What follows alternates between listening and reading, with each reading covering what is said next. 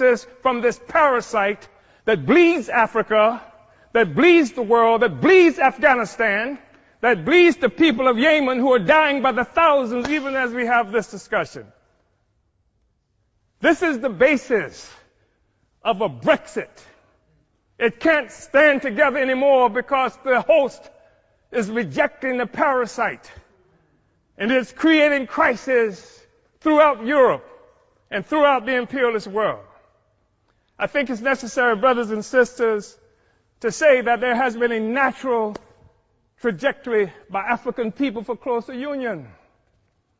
We know that we're talking about having this discussion in part because in 1884-85, Europeans sat at a table in Berlin, Germany, not a single African there, and carved up Africa into the territories that we now sometimes call countries and illogically refer to as nations.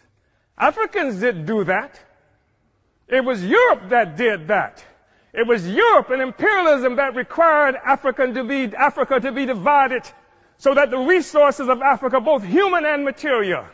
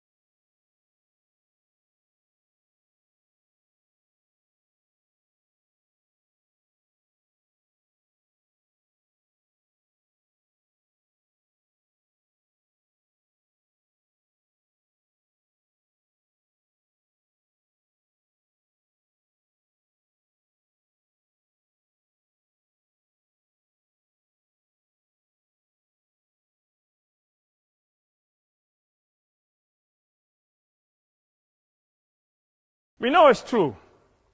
We saw 100 years or so ago, Marcus Garvey organized the Universal Negro Improvement Association and African Communities Leagues that stretched across the globe.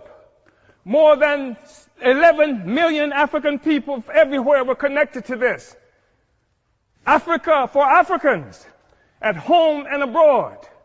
That was the cry. Not Africans for Nigerians that didn't even exist until the British created it in 1915. And Flora Shaw, the mistress who would become the wife of Frederick Lugard, came up with the name nigger area. Not this false national consciousness that has been imposed on Africans around the world. So that when the Portuguese found shrimp on West Africa and then named it for the Portuguese word for shrimp, Cameroon, it is not true that they are shrimp despite the fact that the people call themselves Cameroonians today. It is a false national consciousness. The false national consciousness that created the American Negro, that created the Black Brit, the Afro-Swede. We are one Africa, one nation, and we must have closer union. But in order for that to happen, it has to be a revolutionary union.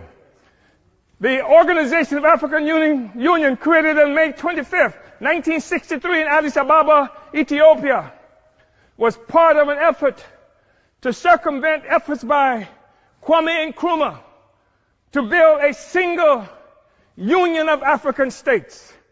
And instead, we come up with an Organization of African Union that codified the colonial borders that were created by Europe in 1884 and 85.